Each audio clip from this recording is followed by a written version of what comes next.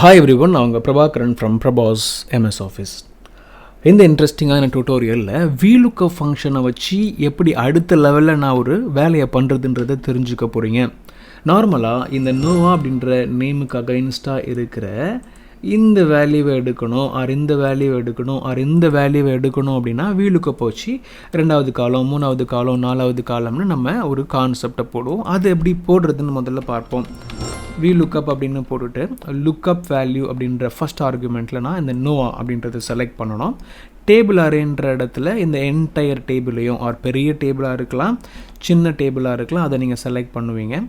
தென் காலம் index number அப்படின்ற ஆர்குமெண்ட்டில் இந்த நேமுக்கு அகைன்ஸ்டாக இருக்கிற ஒன்றாவது காலம், ரெண்டாவது காலம், மூணாவது காலம் நாலாவது காலம்ன்ற மாதிரி எந்த வேல்யூ உனக்கு வேணும். ஸோ எனக்கு ஜான்வரியில் உள்ளது வேணும்னா நான் 2ன்னு போடணும்.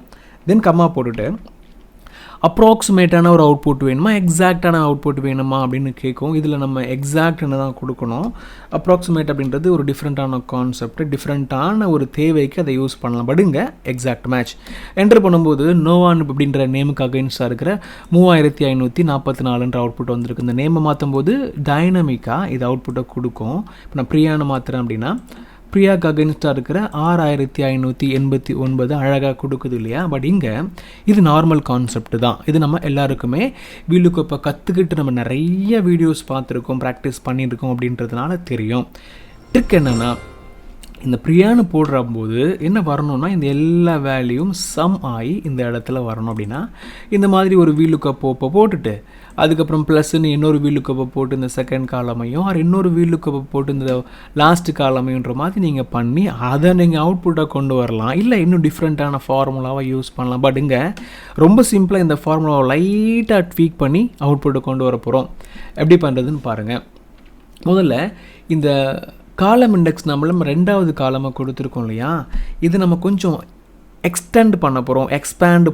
எப்படி பண்ண போகிறோம்னா ஃப்ளவர் ப்ராக்கெட்டை போட்டு அரே கான்செப்டாக இதை மாற்ற போகிறோம்.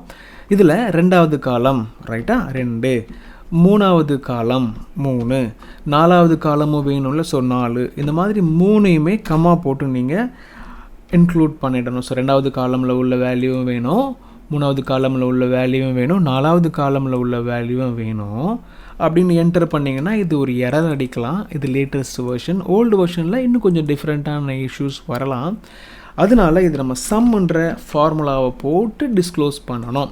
ஸோ சம்ன்ற ஃபார்முலாவுக்கு உள்ள இந்த Vlookup ஒரு நெஸ்டட் ஃபார்முலாவாக வந்திருக்கு. Vlookup-குள்ளே இன்னொரு விஷயம் என்னென்னா, இந்த காலம் இண்டெக்ஸ் நம்பர் ஒரு அரே கான்செப்டாக நம்ம இன்க்ளூட் பண்ணியிருக்கோம். இந்த மாதிரி எத்தனை காலம் இருந்தாலும் சம்டைம் இந்த காலமும் மட்டும் வேணும்னாலும் நீங்கள் இந்த மாதிரி பண்ணிக்கலாம். உங்களுக்கு தேவையானதை மட்டும் பண்ணிக்கலாம்.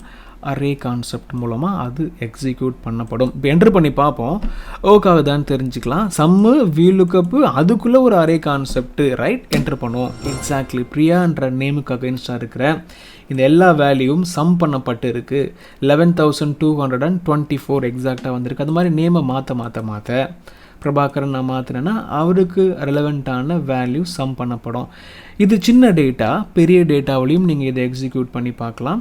இதை தவிர நிறைய கான்செப்ட் இருக்குது. பட் இது ரொம்ப சிம்பிளான கான்செப்ட்டு. Vlookup தான் தெரியும், அதை வச்சு ஏதாவது பெருசாக பண்ண முடிஞ்சால் நல்ல நாலேஜ் தானே நினச்சிங்கன்னா இதை நீங்கள் தெரிஞ்சுக்கிட்டு இம்ப்ளிமெண்ட் பண்ணி பார்க்கலாம். ப்ராக்டிஸ் பண்ணுறதுக்கும் இந்த ஃபைல் இன்க்ளூட் பண்ணப்படும், டிஸ்கிரிப்ஷனில் இருக்கும். நீங்கள் ப்ராக்டிஸ் பண்ணி பார்க்குறதுக்கும் இந்த டேட்டாவை எடுக்கிறதுக்கும் இதை யூஸ் பண்ணிக்கலாம்.